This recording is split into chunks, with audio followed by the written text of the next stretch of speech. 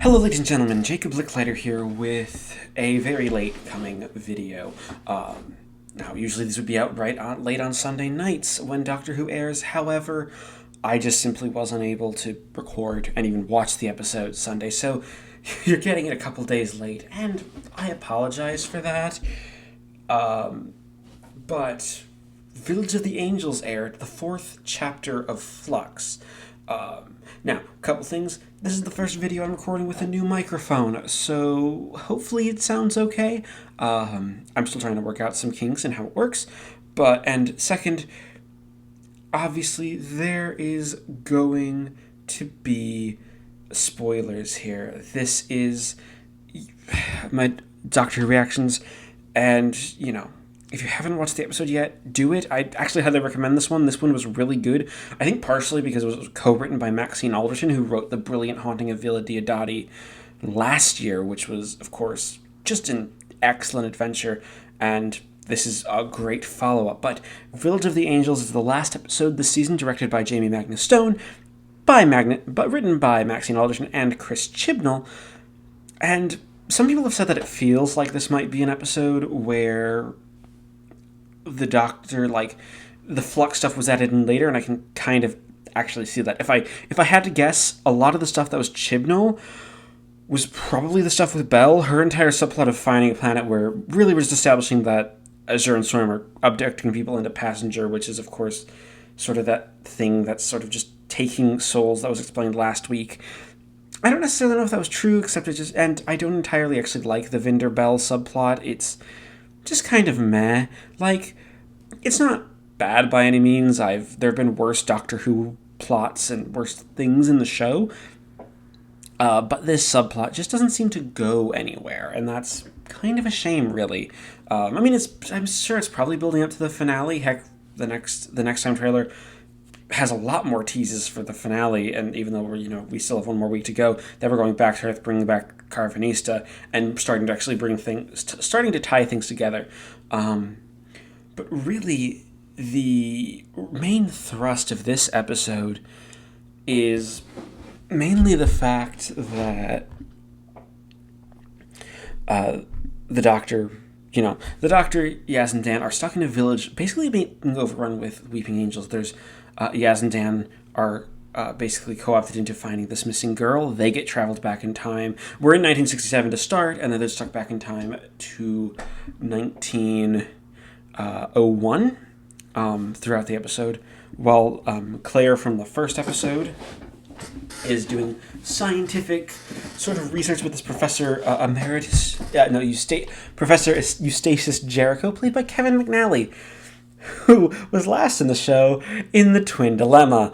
He played the space cop guy in that episode, which is quite funny because, you don't really think of him as an actor to come back. And, he's actually a really good episode. And really, the entire thing is we are just unraveling the mystery of why are the Weeping Angels here? What do they want? Why is Claire there? It's eventually revealed that Claire has had a weeping angel in her head the entire time, and that sort of ties it back to the Division.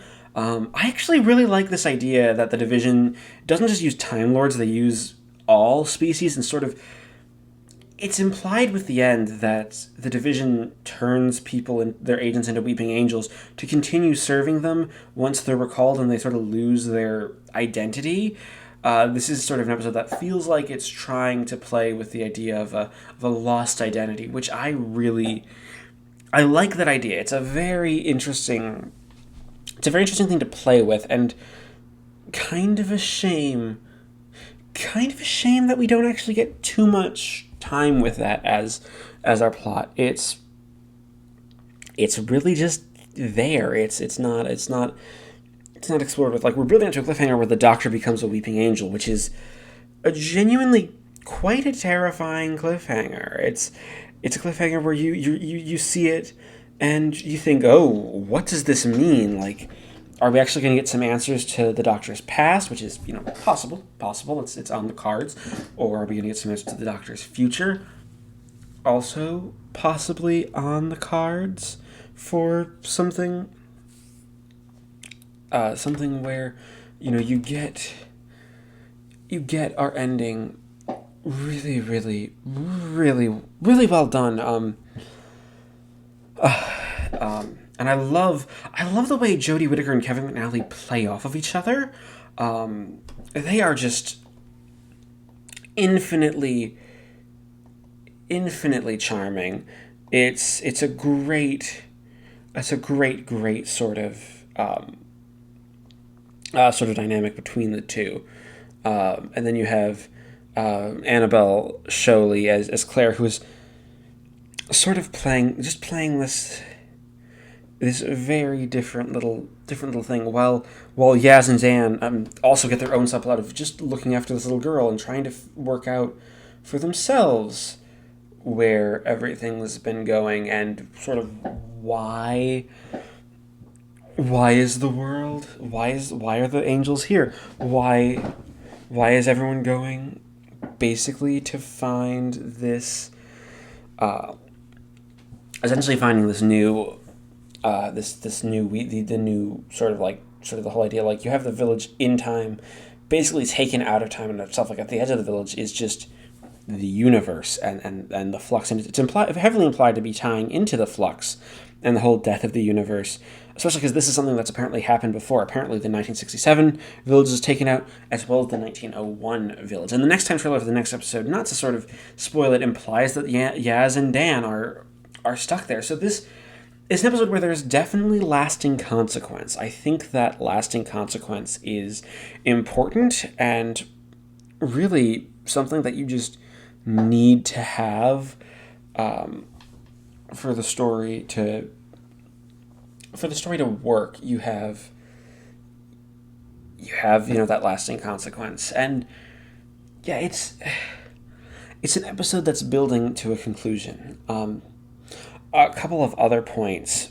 Segun Akinola's musical score for this episode is also brilliant. There is a lot of great tension. Like, this turns into sort of basically a base under siege where Professor Jericho's house is invaded by angels, and every music sting is so effectively used. There's also this nice little creepy theme for the angels that I don't know if I like it more than Murray Gold's Blink Suite, because I actually really like what Murray Gold does with his Blink Suite, and you don't really hear that actually here, because Gold's version of the Angels really played with the idea of time with that sort of interesting esoteric strings.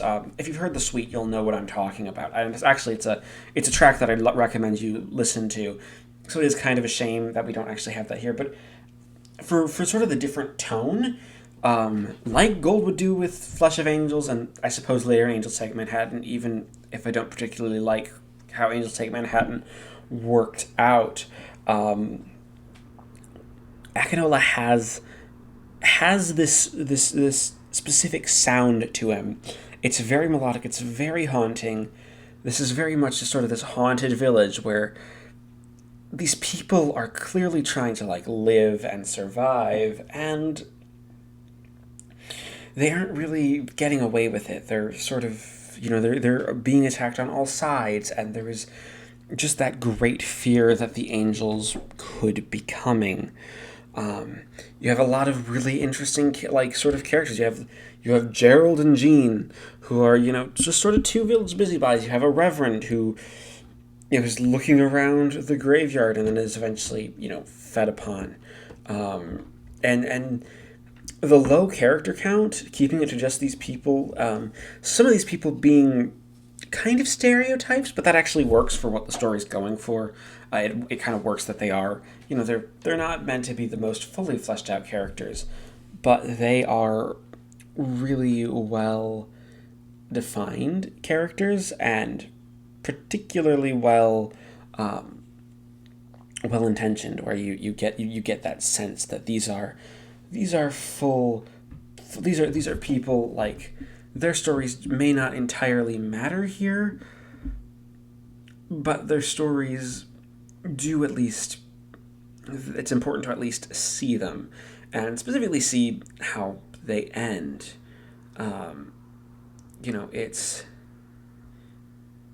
It's not like what you'd necessarily sort of expect from it. But it is a very, very good. It's a very good episode. This entire series has just been mainly solid, and I have been loving that aspect of the series. And I'm really excited to see what the last two episodes bring. So we see that as just really solid. So that's kind of sums up my thoughts. Perhaps a little shorter than some of the other videos, but that's okay. So thank you everybody for watching this sort of scattered thoughts about Village of the Angels. Please leave a like, comment, subscribe if you haven't already, and let's get a comment going. Do you agree with me? Do you disagree with me? Have you been liking Flux? Have you been disliking Flux? We're over halfway through the series now, and it looks like this might actually end up being the 13th Doctor's last story, possibly. Like, there's hinting of big change coming with the New Year's special. But yeah, let me know, and we'll see you hopefully next Sunday with Survivors of the Flux.